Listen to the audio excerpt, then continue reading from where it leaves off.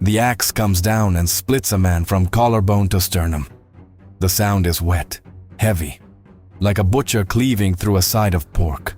Blood sprays in a wide arc across the wooden planks of the bridge, and there, standing in the middle of that narrow crossing, his chest heaving, his eyes wild, his beard matted with the blood of other men, is a single Viking warrior. One man, alone, blocking the advance of an entire English army, thousands of soldiers who cannot get past him. Every man who steps forward dies. Every shield raised against him shatters. For nearly an hour, on a late September afternoon in 1066, this lone Norseman holds the bridge at Stamford and rewrites what courage means. The English soldiers on the far bank can see their comrades falling one by one. They can hear the grunting, the crack of bone, the splash of bodies tumbling into the River Derwent below. They outnumber him 1,000 to 1. And yet nobody can kill him. This is not a legend. This is not a saga embellished by poets drinking mead around a fire. This event is recorded in the Anglo-Saxon Chronicle, one of the most authoritative documents of early medieval English history. It happened. A single berserker held a bridge against the army of King Harold Godwinson on September 25, 1066. And the consequences of that delay would reshape the entire future of England, Europe, and Western civilization. But before we talk about what happened on that bridge, you need to forget everything you think you know about Vikings. Forget the horned helmets. They never existed. That image was invented by costume designers in the 19th century for Wagnerian operas. Real Norse helmets were simple, rounded iron caps, sometimes with a nasal guard, sometimes plain. No horns, no wings, no theatrics. Forget the idea that Vikings were mindless savages who lived only for destruction. The Norse were farmers first, fishermen, traders. They navigated rivers from Scandinavia to Constantinople, established trade routes stretching from Greenland to Baghdad, and built some of the most advanced ships the world had ever seen. Their longships could cross the open Atlantic and still navigate shallow rivers barely 3 feet deep. They were engineers, explorers, and merchants. Violence was a tool, not an identity. And forget the Hollywood berserker, the shirtless maniac foaming at the mouth, biting his shield like a rabid animal. The historical berserker was something far more terrifying and far more human. The Old Norse word berserker likely comes from bear shirt, a warrior who fought in a trance-like state of fury that the Norse believed was granted by Odin himself. These men may have used ritualistic practices, fasting, chanting, possibly even consumption of certain mushrooms like Amanita muscaria, to enter an altered psychological state before battle. Their heart rates would spike. Their pain threshold would climb to inhuman levels. They could sustain wounds that would drop a normal man and keep fighting. Some accounts describe berserkers continuing to fight with arrows protruding from their torsos, with broken bones, with gashes deep enough to expose muscle and sinew. They were not insane. They were conditioned. They were weapons forged from flesh and belief. Now, to understand why a single one of these men stood on a bridge in northern England on that September afternoon, you need to understand the political earthquake that shook England in 1066. King Edward the Confessor died on January 5th of that year. He left no direct heir. And that single fact, the absence of a son, ignited a succession crisis that would draw 3 massive armies toward England like wolves circling a wounded deer. Harold Godwinson, the most powerful earl in England, claimed the throne. He said Edward had named him successor on his deathbed. The English nobles, desperate for stability, crowned him immediately. But 2 other men believed the crown was theirs. Across the English Channel, William, Duke of Normandy, was furious. He claimed that Edward had promised him the throne years earlier, and that Harold himself had sworn an oath to support William's claim. Whether that oath was genuine or coerced remains debated by historians to this day. But William began assembling the largest invasion fleet Northern Europe had seen since the Roman Empire. Thousands of ships, thousands of knights, thousands of horses.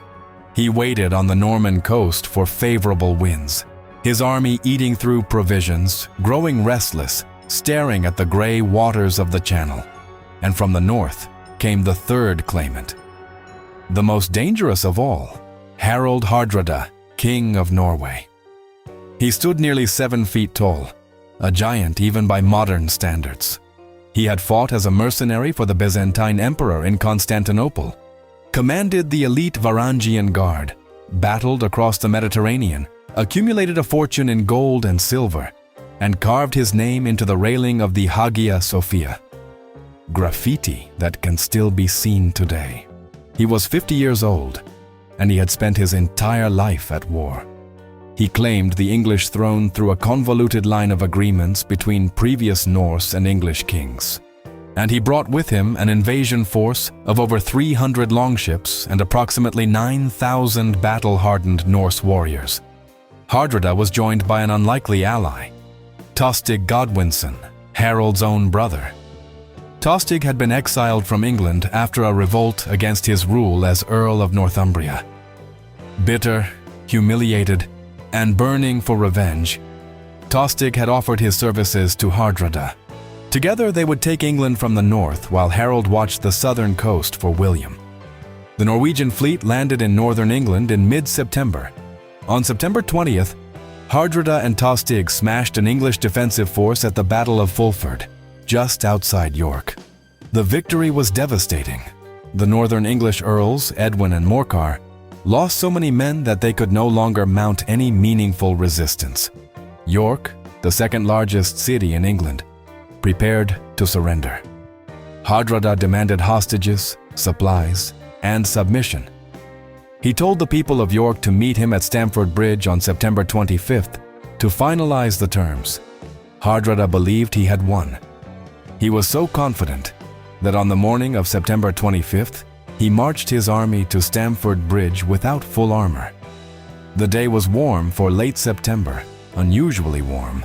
Many of the Norse warriors left their chainmail hauberks back at the ships, nearly 15 miles away at Rickall. They carried weapons but wore only tunics and light leather. They expected a negotiation, not a fight. They were wrong. If you're still here, and you can feel the weight of what's about to happen on that bridge, hit subscribe right now.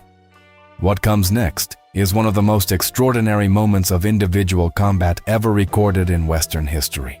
Harold Godwinson had done something that military historians still study with awe. When he received word of the Norwegian invasion, he was in London, nearly 200 miles to the south. He force-marched his entire army north in just 4 days.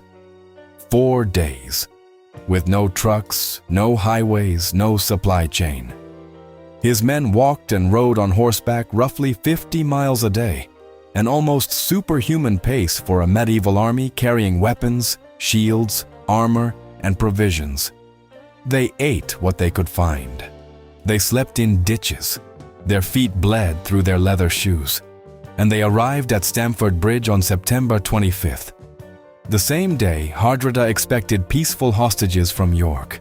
The Norse saw them first as a cloud of dust on the horizon, then the dust became glinting steel. Then the steel became an army. Thousands of English soldiers in full battle gear, pouring over the rise like a tide of iron. The Anglo-Saxon Chronicle records that Hardrada, seeing the English approach, asked Tostig who these men were. When told it was Harold's army, Hardrada reportedly said they looked like fine warriors. He sent riders racing back to the ships to bring the armor and reinforcements. But it was too late. The English struck the Norse forces on the western bank of the River Derwent with terrible speed. The Vikings, who had been scattered on that side of the river, were cut down quickly, outnumbered, unarmored, and caught completely off guard. The Norse began retreating toward the bridge, the only crossing point, trying to reach the main body of their army assembled on the eastern bank. And this is where he appears. The sources do not give us his name. The Anglo-Saxon Chronicle simply calls him a Norwegian. Later accounts in Norse sagas describe him as a giant of a man, wielding a massive two-handed Dane axe. He planted himself at the western end of the narrow bridge, a bridge barely wide enough for two men to walk abreast, and he refused to move. The bridge was made of timber, roughly 30 to 40 feet long, spanning the River Derwent. The English could only approach in single file or two at most. The narrow space negated their overwhelming numbers completely, and this one Norseman turned that bottleneck into a killing ground. He swung the great Dane axe in wide, devastating arcs. The axe head weighed between 3 and 6 pounds, mounted on a haft nearly 5 feet long. In the hands of a trained warrior, it could split a shield in half, shatter a helmet, sever a limb clean from the body.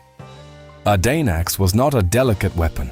It was designed for one purpose: to destroy whatever stood before it. The English round shields, made of linden wood with an iron boss at the center, could not withstand a full overhead blow from a weapon like this. The axe would punch through the wood, lodge into the man behind it, and the Norseman would wrench it free and swing again before the next man could close the distance. The English had no room to flank him, no room to surround him. The bridge was barely 8 feet wide. They could only come at him head-on, 2 at a time at most, directly into the path of that whirling blade, and the psychological terror of watching the man ahead of you get cut nearly in half, seeing his face go slack, hearing the wet crack of his ribs. That terror was its own weapon. Each English soldier who stepped onto those blood-soaked planks had to fight not only the Norseman, but his own fear. Man after man stepped onto the bridge. Man after man fell. The Chronicle records that he killed over 40 English soldiers during his stand. 40. Picture that for a moment. 40 trained, armed, armored warriors, men who had just completed a forced march of 200 miles, men who were battle-hardened and fighting for their king, fell to a single Norseman on a wooden bridge in Yorkshire. The planks became slick with blood. Bodies piled at his feet. Some fell into the river. The English began to hesitate. Officers screamed orders. Archers loosed arrows at him, but in the chaos and the tight quarters, none found their mark. Or if they did, he did not fall. The berserker state, if that is what drove him, would have flooded his body with something beyond mere adrenaline. His muscles would have burned with a fury that overrode pain, exhaustion, and the rational part of his mind that should have told him he was going to die. He knew he was going to die. That is perhaps the most important thing to understand about this moment. He was not fighting to survive. He was fighting to buy time. Every minute he held that bridge, the Norse forces on the eastern bank could form their shield wall, organize their lines, and prepare for the English assault. Every English soldier he killed was one fewer man in Harold's army. Every second of delay was a gift to his comrades. This was not madness. This was sacrifice. The accounts vary on exactly how long he held the bridge. Some say 30 minutes. Some say closer to an hour. In the chaos of medieval battle, precise timekeeping was impossible. But the consensus is clear. He held it long enough to change the shape of the battle. In the end, an English soldier found a half-broken swill tub, a large barrel used for feeding pigs, near the riverbank. He climbed into it and floated downstream, beneath the bridge. The timbers of the bridge had gaps between the planks. The soldier drifted underneath, looked up through the cracks, found the Norseman's position, and thrust a long spear upward through the gap in the wooden planks. The spear drove into the berserker from below, piercing him in the groin or lower abdomen, an area unprotected even by chainmail. The giant Norseman staggered. For the first time, his axe lowered, and the English swarmed. He fell on the bridge he had defended, surrounded by the bodies of the men he had killed. The English poured across the river. What followed was a massacre. The Norse, despite forming a shield wall on the eastern bank, were fighting without armor against a fully equipped English army that outnumbered them. Harold Hardrada took an arrow through the throat early in the main battle and fell. Tostig Godwinson was killed shortly after, fighting under Hardrada's banner, the famous land waster. The Norwegian army broke. Those who fled were chased for miles. Of the roughly 300 ships that had brought the Norse invasion force to England, only 24 were needed to carry the survivors home.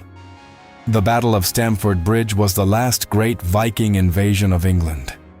It ended the Viking Age in the British Isles.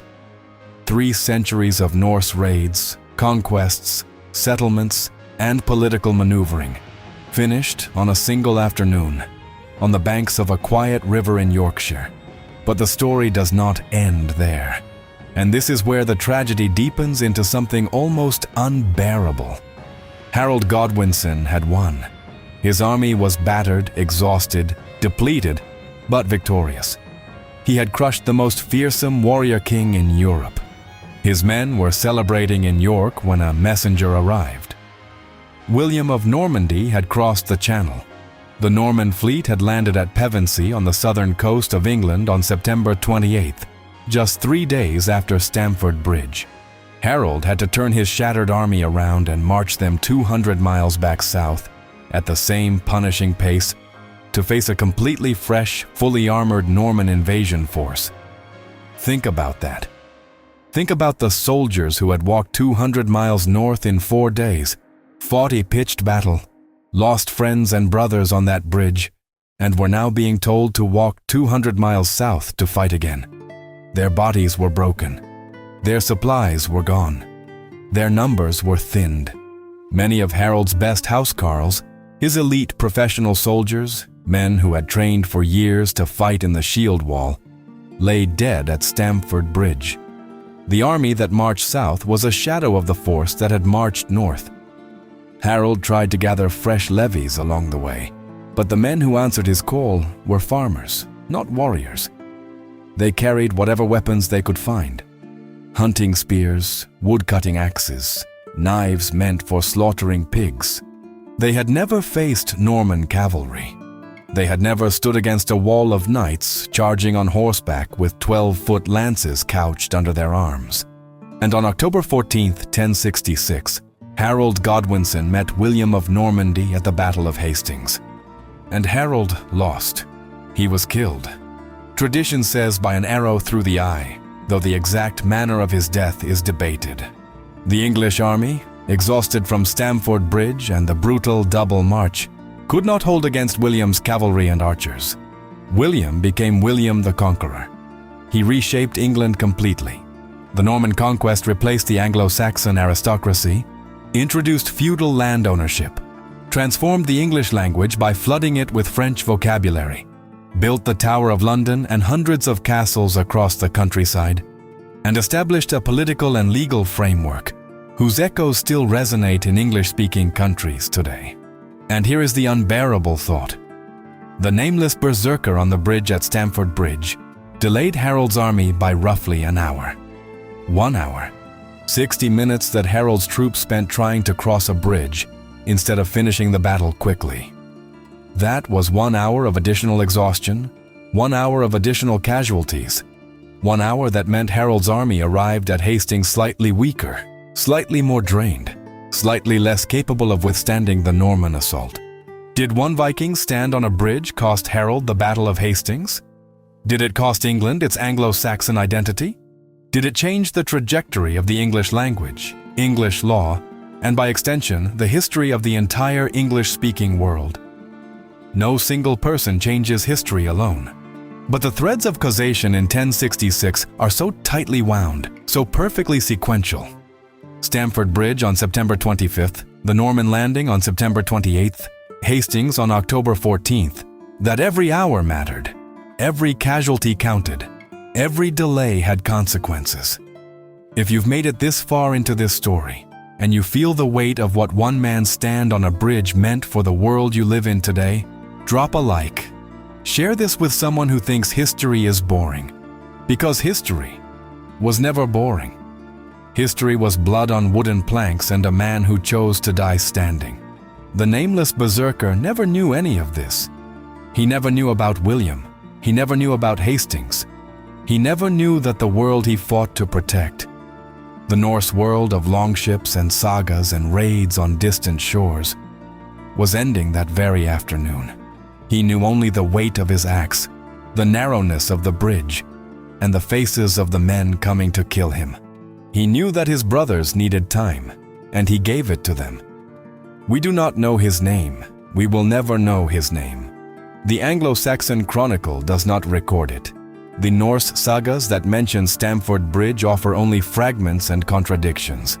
He exists in history as an unnamed figure on a bridge, defined entirely by what he did rather than who he was. And perhaps that is fitting. Perhaps the greatest act of individual courage in medieval military history belongs to a man whose identity was consumed by the act itself, dissolved into the bridge, the river, the blood, the sound of iron on wood. We live now in a world of infinite comfort. Climate-controlled rooms, food delivered to our doors within minutes. We complain about slow internet connections and lukewarm coffee. We have never had to stand on a bridge and decide that today is the day we die, so that others might live. We have never swung an axe until our arms burned and our lungs screamed, and the ground beneath our feet turned to a swamp of human remains. We have never faced an army alone. And maybe that is progress. Maybe the fact that most of us will never face that choice is the ultimate victory of civilization. But something was lost too. Something about the raw, unfiltered clarity of a moment where all pretense is stripped away and a human being is reduced to the most fundamental question: what am I willing to die for?